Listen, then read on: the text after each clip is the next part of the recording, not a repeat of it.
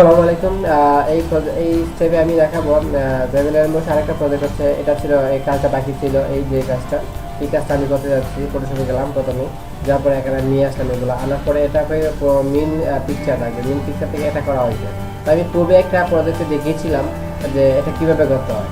তো চলুন আমি আবার দেখাচ্ছি আপনাদেরকে। তো আবার দেখার জন্য এটাকে ডুপ্লিকেট করতে হবে। ডুপ্লিকেট করে নিব, নেওয়ার পরে আমি একটা কালার দিব। এটা এই কালার অনুযায়ী দিব। তো আমি সিলেক্ট করলাম এই কালার, এই তো ওকে ওকে করলাম। এখন এটাকে আমি ফিল্টার থেকে যাব, ফিল্টার থেকে ফিল্টার গ্যালারি থেকে এটা আমি সিলেক্ট করে দেবো। মজিক টাইটেল ক্লিক করে ওকে করব। হ্যাঁ, এটার মতো হয়ে গেল। তো এটার মতো হয়েছে। এখন কী করবো, কাটালটাকে আমি কপি করবো। হ্যাঁ, ম্যাজিক ইলেকট্রনিক্স থেকে আমি এটাকে সিলেক্ট করবো। হ্যাঁ, কন্ট্রোল সি, কন্ট্রোলটা ডি, ফেদার,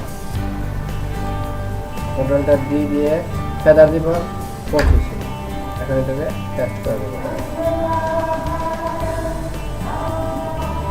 সরি, ভুল হয়ে গেছে। তো এটার মতো করতে হলে আমি যেটা করতে হবে, এটাকে আমি কেটে দিব। আমি একেবারে কাটাটাকে কপি করে নিয়ে আসবো এটাকে এবং ছেড়ে দিব এটার মধ্যে, ছেড়ে দিব। ছেড়ে দেওয়ার পর যেটা করতে হবে, এখন যাবো আমরা ফিচার গ্যালারি। এই লেয়ারকে যোগ করে ফেলবো।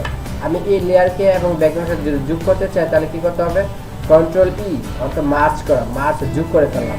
এখন আমি কাজ করবো, ফিল্টারে যাবো, ফিচার গ্যালারি। হ্যাঁ, এখন দেখেন এটার মতো হয়ে গেছে। বুঝতে পারছেন বন্ধুরা? ওকে, এই প্রজেক্টে এতটুকু রইল। আসসালামু আলাইকুম।